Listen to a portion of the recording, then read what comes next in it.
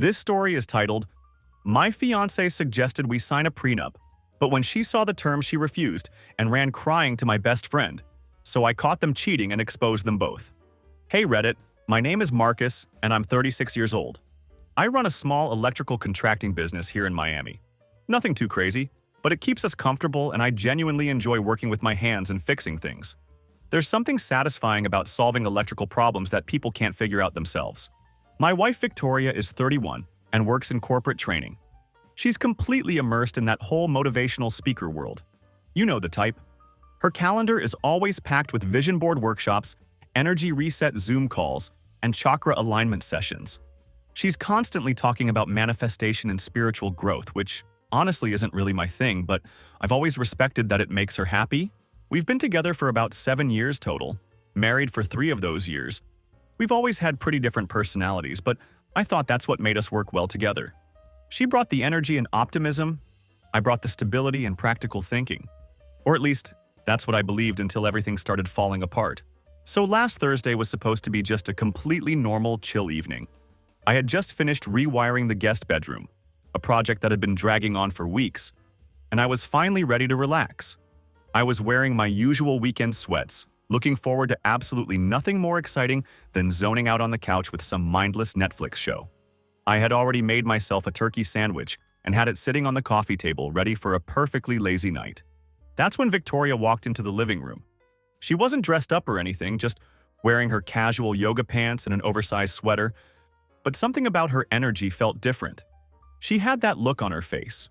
You know the one. That serious, slightly nervous expression that immediately tells you something important is about to happen. "Can we talk for a second?" she asked, and I could hear the weight in her voice. I muted the TV and sat up straighter on the couch, already knowing this wasn't going to be a quick conversation. "Yeah, what's up?" She sat down across from me on the other end of the couch, crossing her legs and tucking her arms in close to her body. It was that defensive posture she always took when she was about to say something she knew I wouldn't like. I could feel my stomach starting to tense up because I already knew I wasn't going to love whatever was coming next. "I've been thinking about something," she started, taking a deep breath like she was gathering courage. "Something kind of big, and I just want you to listen, okay?" "Okay," I said, trying to keep my voice neutral. "All right, I'm listening." She took another deep breath, and I watched her mentally prepare herself for whatever bomb she was about to drop. Then she said the words that would completely change everything between us. "I've been reflecting a lot lately, and I think we should try an open marriage." I legitimately thought I had heard her wrong. I blinked a few times, trying to process what she had just said, and finally managed to get out, "Wait, you mean what?" She nodded, like this was the most natural conversation in the world. "I just feel like there's more out there to experience, you know? And we've kind of fallen into this routine. This could be a way for us to grow." Grow. That's the word she used. Like letting strangers into our marriage was going to water it and make it bloom or something. I stared at her for a moment, trying to wrap my head around what was happening, before asking, "Where is this even coming from?" And that's when she dropped the real bomb. "I've just had a lot of conversations with Derek lately," she said, her voice getting softer but more confident. "And honestly, he gets me. Like, really gets me. He's so easy to talk to, and he makes me laugh. He just understands me in a way that's been missing. Derek. Let me explain who Derek is because this is important. Derek has been my best friend since we were 18 years old. We met during our senior year of high school when we bonded over how much we absolutely hated calculus, and we never really looked back after that. This guy has been through every single major moment of my life. He stood next to me at our wedding as my best man. He was there when my mom passed away 2 years ago, helping me get through the worst week of my life. He literally told me, multiple times, that Victoria was one of the best things that had ever happened to me. Here's the thing that really gets me. Victoria met Derek through me. They weren't childhood friends or former classmates who had some long history together. He wasn't someone who had always been in her life. He was in my life, and she knew that. She knew exactly what he meant to me, what our friendship represented. I stared at her for what felt like an eternity before saying, "So you want to try an open marriage because you feel a connection with Derek?" She immediately shook her head like I was completely misunderstanding the situation. "It's not like that," she said, almost defensively. "I'm not saying it's about him specifically. It's just that he made me realize that maybe we're not supposed to only have one connection for our whole lives." That was rich.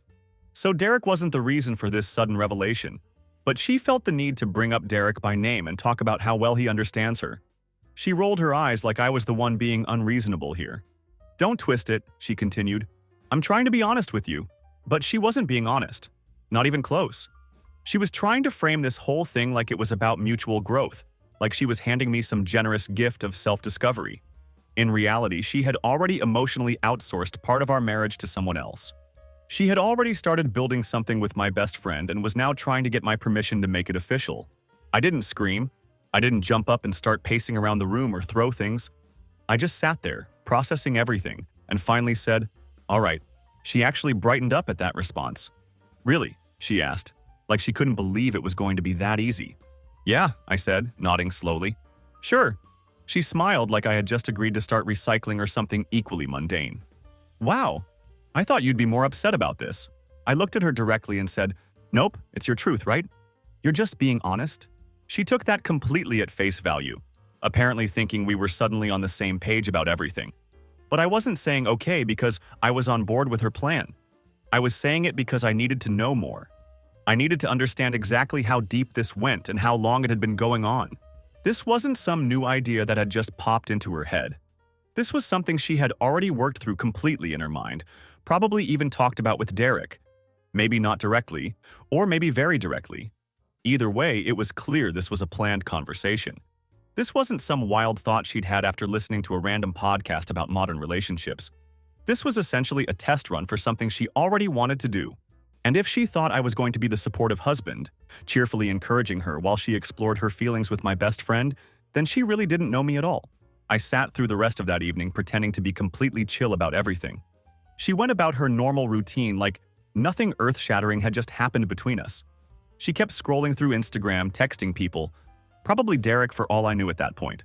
I couldn't prove anything yet, but my gut was telling me loud and clear that this went much deeper than she was admitting. Later that night, around 8:30, I grabbed my keys from the kitchen counter and told her I needed to go grab a few things from the hardware store. She barely looked up from her phone when she said, "Okay, see you soon," like everything was completely normal and we hadn't just had a conversation that could potentially blow up our entire marriage. But I wasn't going to the hardware store. I was going directly to Derek's place. I pulled up to his house around 8:45 p.m. and deliberately parked a few houses down the street. I didn't want to give him time to see me coming and come up with a bunch of excuses or rehearsed explanations. The second he saw me through his front window, I wanted to be able to knock on that door, walk straight in, and get real answers from him. If Victoria had already been going behind my back with this whole idea of us being open, I needed to hear it directly from the guy she claimed gets her so well.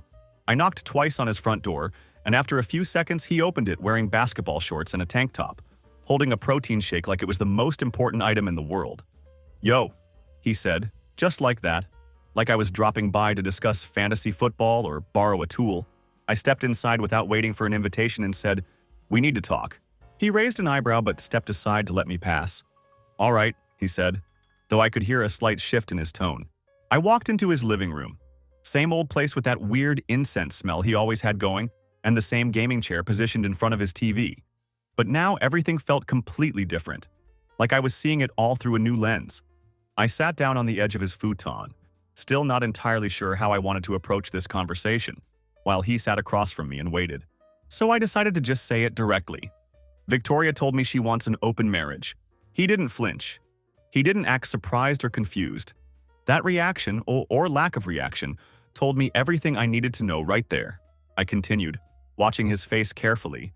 "She also said she feels this deep connection with you, that you understand her better than I do, that you're funny and easy to talk to." He finally reacted, but not with shock like I would have expected. He looked more mildly uncomfortable than anything else. He rubbed his jaw and leaned forward, resting his elbows on his knees, and then said the words that confirmed my worst suspicions. "Yeah, she mentioned it," he said, like we were discussing weekend plans. "The open marriage thing. That phrase, she mentioned it, like it was some light topic they'd casually discussed between sips of coffee. Like they'd had a friendly little chat about the possibility of hooking up without consequences." I kept my voice completely even when I asked, "She mentioned it like some random idea or like something she was actually planning with you?" He gave me the most irritating kind of shrug, the kind that's meant to seem casual but actually screams guilt. "I don't know, man," he said. "She said you guys were kind of stuck, that things felt stale between you two." She didn't make it sound like it was a done deal or anything. So what? I asked. You were just along for the ride? Derek took a long sip of his protein shake, and I swear I nearly slapped it right out of his hand. The casual way he was handling this conversation was driving me absolutely insane. I mean, if you two are opening things up, what's the big deal? He said, like this was all completely normal behavior. It's not like we were hooking up behind your back. Not yet, I thought to myself. He kept going, apparently thinking this explanation was actually helping his case. Look, I think people make marriage out to be way more rigid than it needs to be. You can love someone and still want other experiences. Doesn't mean it has to be serious. I stared at him, feeling that familiar heat building in my chest. You're talking about my wife, I said. You don't think that's serious? Derek had the absolute audacity to look confused by my reaction. I'm not trying to steal her, man. It's not like that. Then what is it like? I asked, staring at him, and feeling that sinking kind of disappointment that hits you in your gut before it hits your voice. You call yourself my best friend, I said, my voice getting harder. And this is how you show it? You thought this would be what? A fun little experiment? Some spiritual free pass because she used the word open? He shifted uncomfortably in his seat, suddenly not nearly as relaxed as he had been 2 minutes earlier. He rubbed his palms on his jeans and said, Look, I didn't plan anything. It was her idea. I just listened. I tilted my head. Listened. I don't know, man, he said, now avoiding eye contact completely. It didn't seem like that big of a deal. You guys were already having problems. She said you weren't connecting anymore, and she made it sound like this was something you both wanted. So you didn't think to ask me? I said, my voice rising slightly. You didn't think that maybe, just maybe, getting involved with my wife should come with a conversation first? He shrugged again. That same infuriating, dismissive gesture. I figured if it was really serious, you would have brought it up yourself. She made it sound mutual. That's when I realized he actually believed this was okay. He genuinely thought that just because Victoria had brought up the word open, that somehow gave him a green light to just go along with it. Like it was no big deal at all. I stood up from the futon. If this is where your head's at, we're done. No more texts, no more friendship. He opened his mouth like he wanted to say something, probably some weak attempt at an explanation or apology. But I cut him off before he could get a word out. Don't even bother. You had a choice, and you chose her vibe over our loyalty. Then I walked out. I didn't slam the door, didn't shout or make a big dramatic scene, but I left feeling like something fundamental inside me had snapped. It wasn't rage exactly. It was more like clarity. Crystal clear understanding of exactly where I stood with both of them. This wasn't just Victoria experimenting with some new age concept she'd read about on a blog somewhere. This was a carefully thought out plan. She had floated the idea, Derek had given his half-assed green light, and she thought I'd be too soft or too stupid to question any of it. I drove around for a while after leaving Derek's place. I didn't want to go home right away because the idea of walking in and seeing Victoria, having to pretend everything was normal, made my skin crawl. Eventually, I parked outside this 24-hour diner and just sat in my truck with the windows cracked, trying to process everything. I thought about all the times over the years that I had vouched for Derek, defended him when other people questioned his choices or his character. I thought about all the times Victoria had mentioned that she didn't really click with my other friends. At the time, I thought she just didn't like their personalities or their sense of humor. Now I was starting to realize it was probably because she already knew exactly who she was clicking with instead. And here's the part that really got to me. She had waited. She didn't come to me when she first started feeling this way about Derek. She let it simmer and develop. She talked to him about it, processed her feelings with him, built up this whole emotional connection. And then she came to me with the open marriage idea, like it had just fallen out of the sky randomly. That wasn't honesty. That was manipulation wrapped up in a nice spiritual-sounding package. By the time I finally got home, it was close to 11:30 p.m. The house was completely quiet.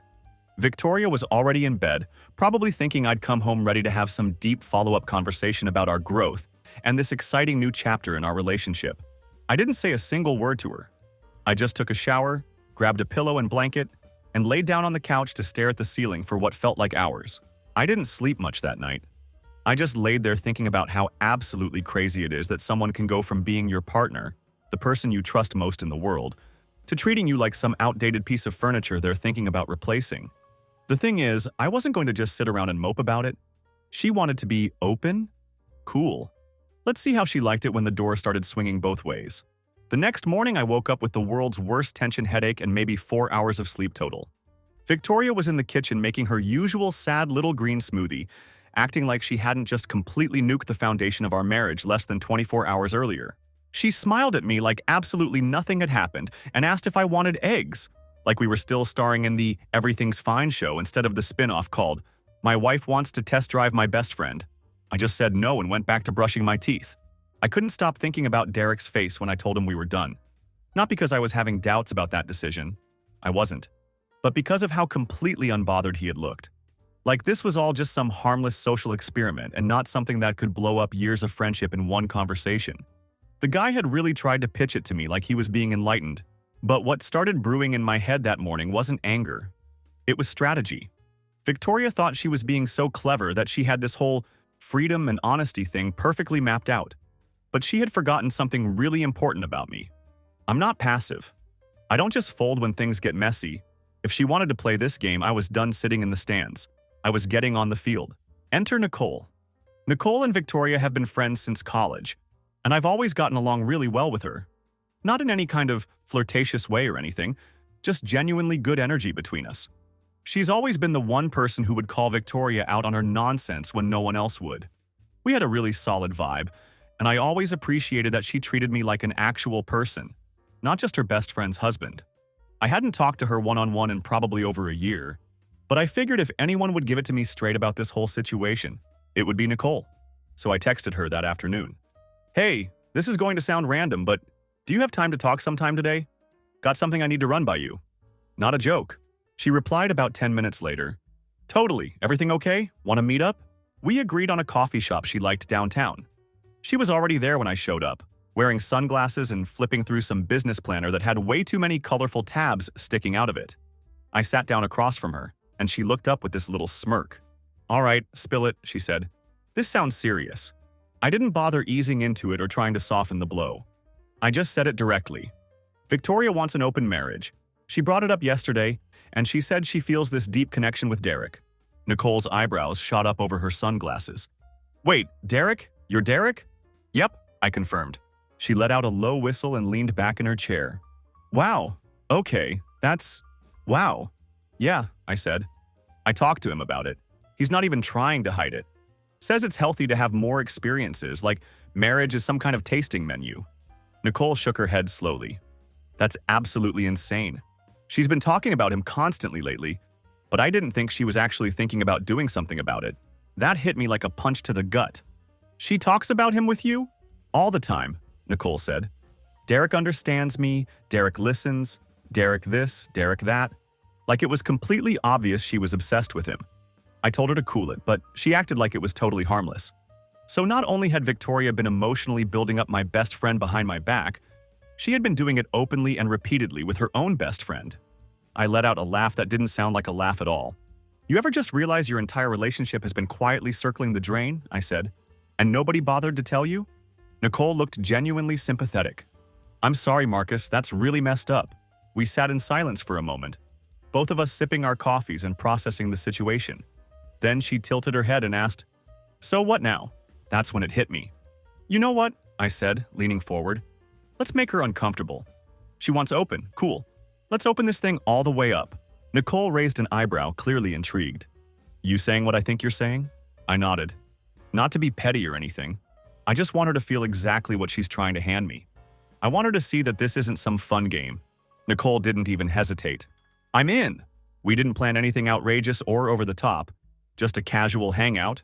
Something innocent enough to look harmless on the surface, but obvious enough to get Victoria thinking.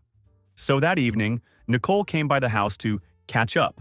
I made sure to have her park her car right out front where Victoria would definitely see it when she got home.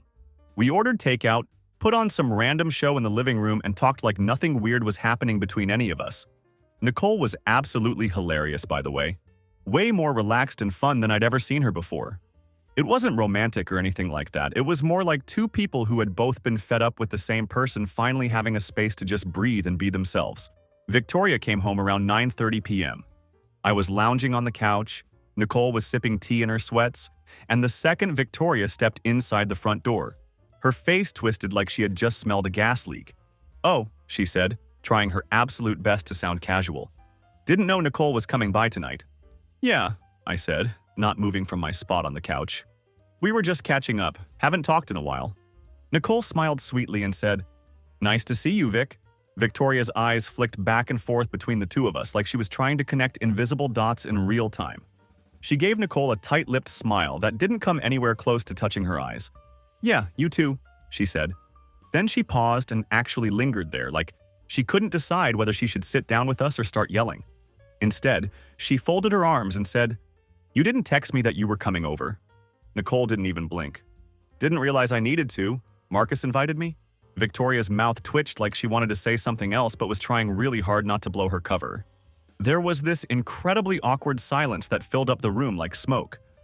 Victoria finally muttered, "Cool," under her breath and disappeared down the hallway like she had something urgent to take care of in the bedroom. Nicole looked at me, grinned, and whispered, "Well, that was satisfying." Later, after Nicole left, I walked into the bedroom where Victoria was already lying in bed scrolling through her phone, acting like she hadn't just nearly snapped her neck trying to spy on us from the hallway earlier that evening. I didn't say anything dramatic. I just laid down next to her like it was any other normal night. But nothing was normal anymore, and she absolutely knew it.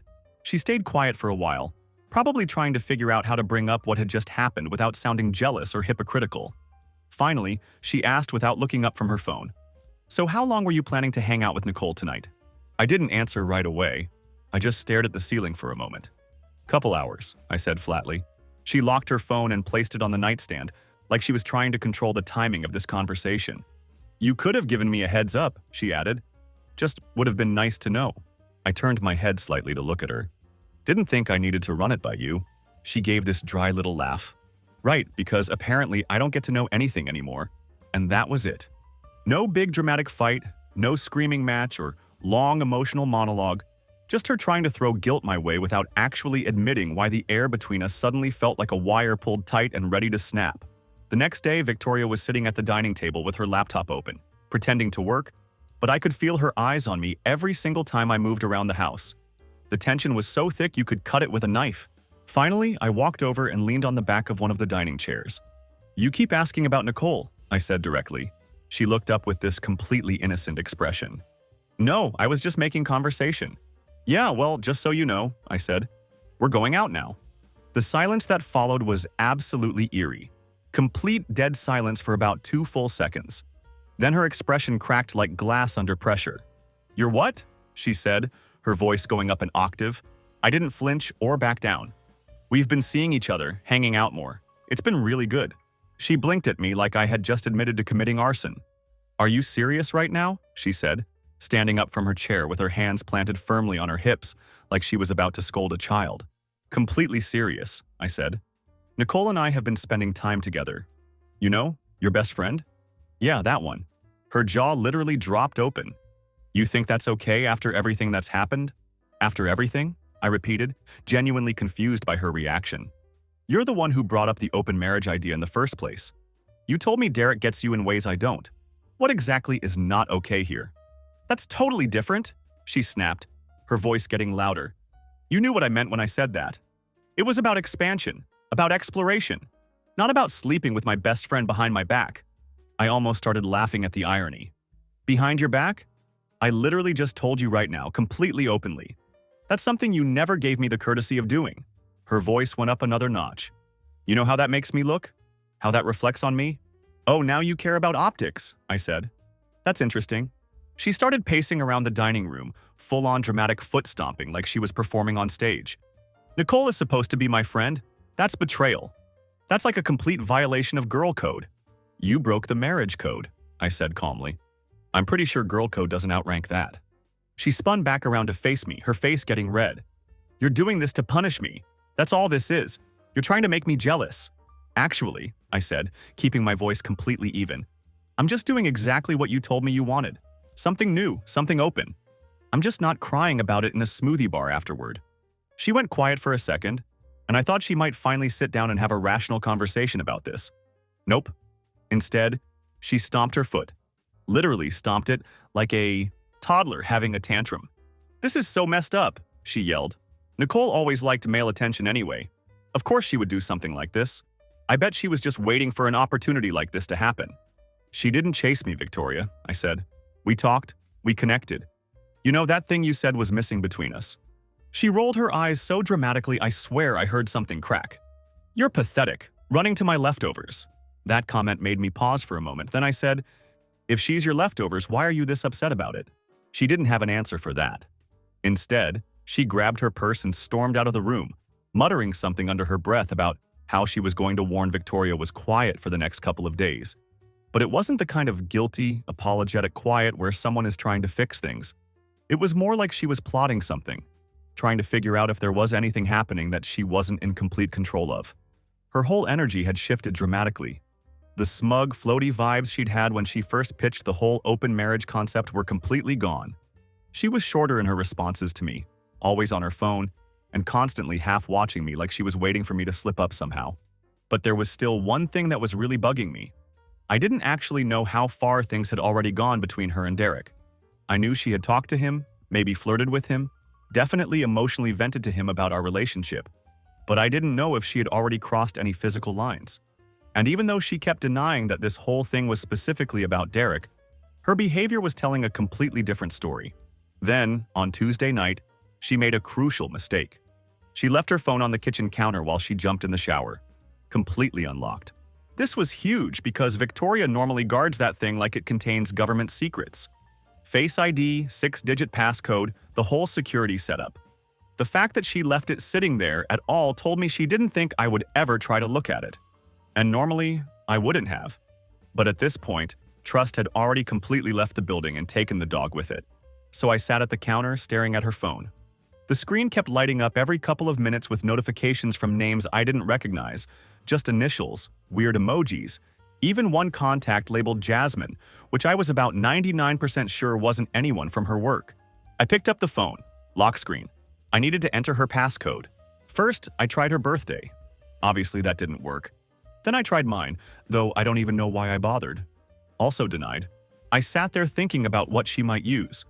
Then I remembered something she had mentioned in passing during one of her energy cleanse phases. She had talked about how angel numbers were cosmic tools, stuff like 111, 222, 33. She said they had special meaning and provided guidance and all that spiritual nonsense. I had never paid much attention to it, but the thought stuck in my head. So I tried 111 first. Nothing. Then I tried 222. Boom, unlocked. I literally whispered, "Are you serious?" out loud. The woman who treats her skincare routine like a sacred ritual used 222s as her phone password. Anyway, I was in. Her wallpaper was a cute picture of her with our dog, which would have been sweet if everything behind it hadn't made me want to throw the phone across the room. I didn't waste any time. I went straight to her messages and searched for Derek's name.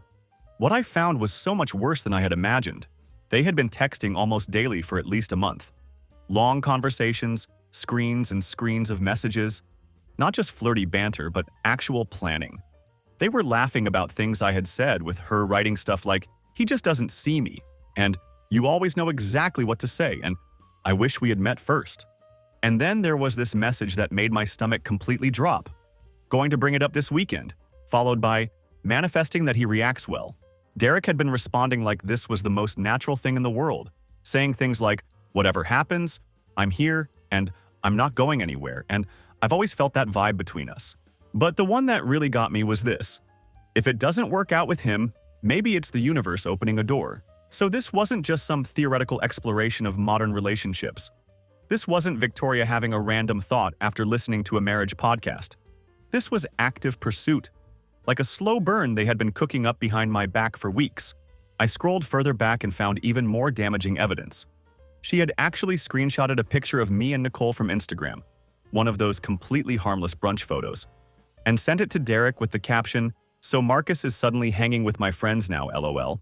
Derek had replied, "Petty move, but whatever, you know who you want." I put the phone down and just sat there with my palms pressed against my face. I felt completely numb. Not sad, not even surprised at this point. Just done. Like someone had finally handed me the instruction manual I'd been missing for the past few years, and all the directions were complete garbage. She came out of the shower about 10 minutes later with her hair wrapped up in a towel. I waited until she looked up and caught me staring at her. "You okay?" she asked. "Yeah, just thinking," I said. She waited a second, then said, "So you're still going out with Nicole?" I didn't even pause. "Yeah, why?" She looked away really quickly. No reason. It's nothing. But her jaw was clenched tight, and her whole face said it was definitely something.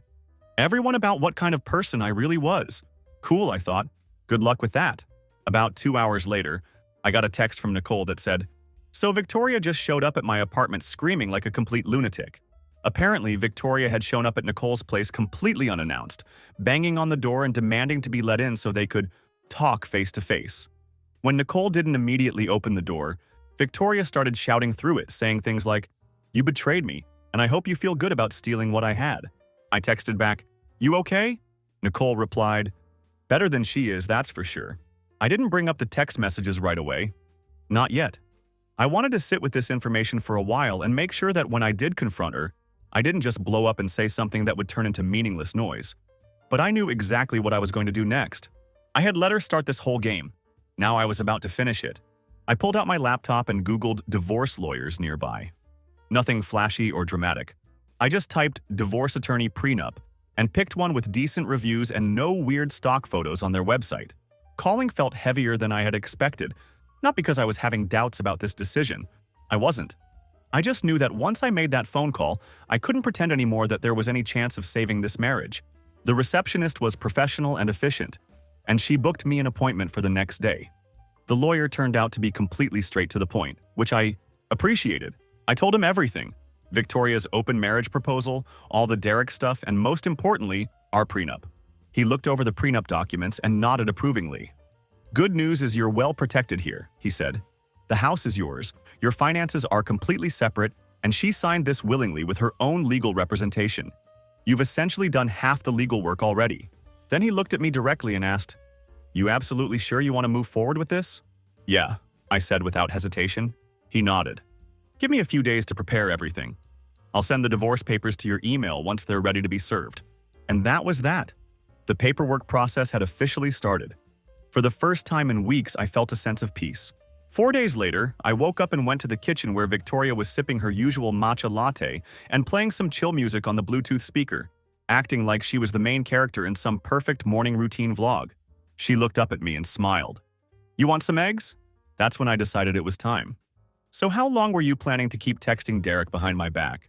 The mug stopped halfway to her mouth. I watched her blink exactly 3 times, and that's how I knew she hadn't prepared for this moment yet. "What are you talking about?" she asked, trying to sound confused. "I got into your phone," I said calmly. "You've been texting him for weeks. Long, deep, flirty conversations, planning things together. Venting about me, saying you wish you had met him first. Any of this ringing a bell?" She went pale for a second, then tried to recover. "You went through my phone, Marcus. Seriously? Don't do that," I said firmly. "Don't try to flip this like that's the real problem here. The issue isn't that I looked at your phone. The issue is what I found on it." She set her mug down a little too hard on the counter. "Okay, yes, we were talking, but it's not what you think." "It's exactly what I think," I said. "You told him about the open marriage idea first. You planned to bring it up with me like it was some big spiritual breakthrough. But really, it was just an excuse to see where things could go with him. And then you had the nerve to mock me for spending time with Nicole, like I'm the one being petty." She crossed her arms defensively. "We didn't do anything physical, it was just texting." I actually laughed out loud. "That's your defense? You planned an emotional affair and your best argument is, we didn't kiss?" Her voice started getting louder. "You were going out with Nicole right after I brought up opening the marriage. Because you were already emotionally invested in my best friend," I shot back. "Nicole came over after you had already opened that door, Victoria. I just walked through it." She started pacing around the kitchen. "You don't get it. I needed someone who actually listens to me. You shut down every time I try to talk about my energy work or personal growth. You always roll your eyes when I mention anything spiritual. Derek actually pays attention." "Derek is a guest in our lives," I said. Or at least he was. "You want to feel seen and understood? Maybe try not building intimacy with someone behind your husband's back while calling it self-care." She suddenly sat down at the kitchen table, putting her face in her hands like the full weight of the drama had just caught up to her. "So what happens now?" she asked, her voice muffled. I didn't answer with words. Instead, I walked to the drawer in the hallway, pulled out the folder with the divorce papers and dropped it on the table right in front of her. She looked at it like it was an explosive device. "Wait, you actually got a lawyer?" "Yep. Talked to him on Monday. He walked me through our prenup. Remember that document?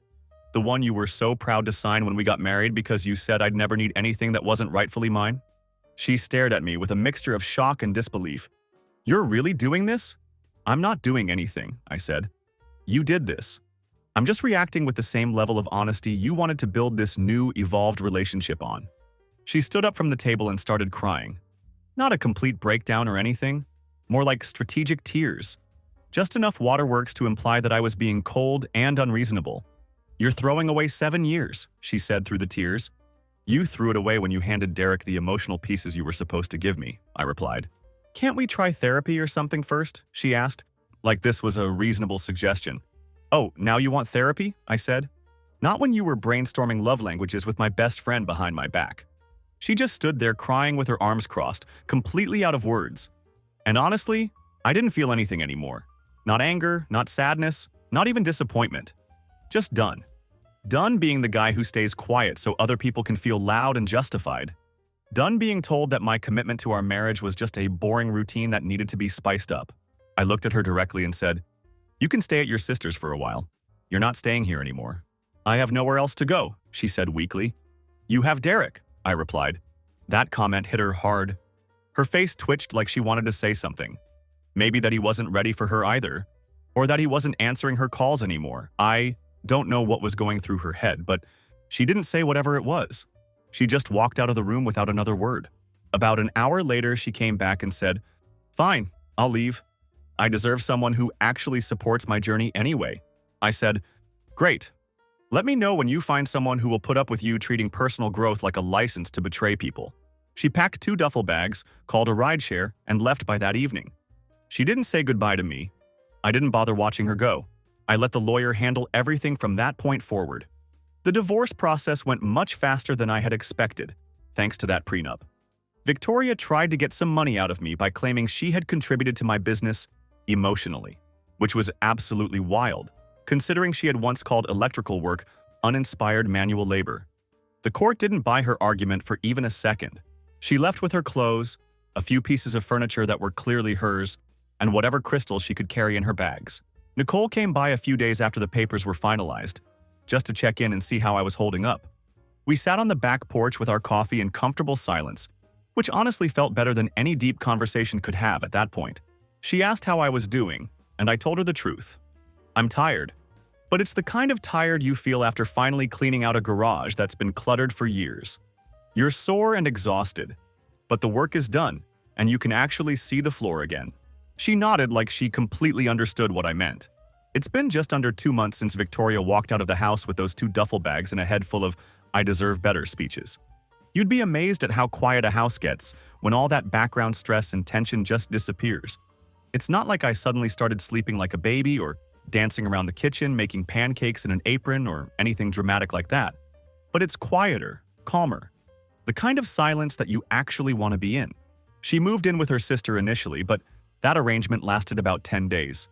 Her sister actually called me, not angry or anything, just completely exhausted, and said, I love Victoria, but I can't live with her. She's loud, she's entitled, and she thinks everyone should rearrange their entire lives to match her vibe. I couldn't say I was shocked by that revelation. After that, I heard through the grapevine that she tried staying with Derek. Keyword being tried. Apparently, once she was actually there in his space, not just some fun text thread on his phone, the whole dynamic shifted really fast. I don't know all the exact details, but from what Nicole told me, yeah, we still talk regularly. It didn't take very long for Derek to realize he wasn't ready for the full-time Victoria experience. She kept talking about them building something together and mapping out their future, while he kept dodging those conversations until eventually, poof, he just disappeared. The guy blocked her number, moved out of his apartment, abandoned his lease, and completely ghosted her. He dipped so hard and so fast you'd think she was trying to collect money he owed her. Victoria, of course, tried to pivot and salvage something from this whole mess. She started texting me from a new number, pretending to be calm and centered, saying stuff like, I hope you're doing okay, and I'm doing a lot of self-reflection right now, and I just want there to be peace between us. Yeah, she wanted peace after lighting a match and handing me the gasoline. I didn't reply to a single message. She started pushing a little harder after that. Left me a voicemail one night where she was crying, saying she had made mistakes, that she had let outside voices influence her decisions, and that we had something worth fighting for. Nope, not happening. Derek tried reaching out to me too, believe it or not. Just one of those long, awkward text messages that started with, "I know you probably hate me right now," and ended with, "I never meant to hurt you." He said he had gotten caught up in something complicated and didn't know how to handle it properly. I didn't bother answering that either. They had both made their choices when it mattered. They called it growth and connection and spiritual exploration, but really it was just selfishness wrapped up in pretty language. They treated loyalty like it was optional, treated me like some placeholder, something to lean on until they figured out what they really wanted. And they actually thought I'd just sit there on pause, waiting for them to circle back when their little fantasy wore off and reality set in. The joke was on them, though. I had stopped playing their game the minute I realized I was never the one who was confused about what I wanted. Looking back on everything now, I can see how perfectly it all worked out. Victoria got exactly what she asked for. She got to explore her connection with Derek without any restrictions. The only problem was that once she actually had it, it turned out to be nothing like what she had built up in her head during all those weeks of secretive texting. Derek got his healthy exploration of experiences, too. He got to find out what it was like to have someone treat him like the answer to all their problems instead of just a fun distraction. Turns out he wasn't as ready for that level of emotional intensity as he thought he was. And me? I got my life back. I got a house that feels peaceful instead of tense. I got to stop walking on eggshells around someone who was constantly looking for reasons to be dissatisfied. I got to stop pretending that spiritual growth was a valid excuse for treating people like garbage. Nicole and I are still hanging out regularly, by the way. Nothing serious or dramatic, just two people who went through something messy and came out the other side with a better understanding of what they actually want. She's good company, and more importantly, she's honest. When she says something, I know she means it. When she makes plans, she shows up. When she commits to something, she follows through. It's amazing how simple and straightforward life can be when you're dealing with people who actually respect boundaries and don't treat every conversation like a therapy session or a spiritual awakening. The house is quieter now, but it's the right kind of quiet. The kind where you can actually think clearly instead of constantly bracing yourself for the next emotional crisis or deep conversation about energy and manifestation. I can come home from work, grab a beer, and watch TV without someone analyzing my energy levels or suggesting we do a relationship vision board. I sleep better now too. Not because the bed is more comfortable or anything, but because I'm not lying there wondering what my wife is really thinking, or who she's been texting, or what new spiritual journey she's about to drag me on without my consent. Sometimes I think about what would have happened if I had just gone along with Victoria's open marriage idea. If I had played the supportive husband role and cheered her on while she explored her connection with Derek. I'm pretty sure it would have ended the same way, with her realizing that the fantasy was better than the reality. But I would have spent months feeling like garbage about myself in the process. Instead, I got to watch the whole thing implode from a safe distance while protecting my own dignity and self-respect. I got to see Derek show his true colors and Victoria reveal exactly how selfish and manipulative she could be when she thought she could get away with it. The best part is that I don't have to wonder what if about any of it. I know exactly who they both are now, and I know exactly why my life is better without them in it.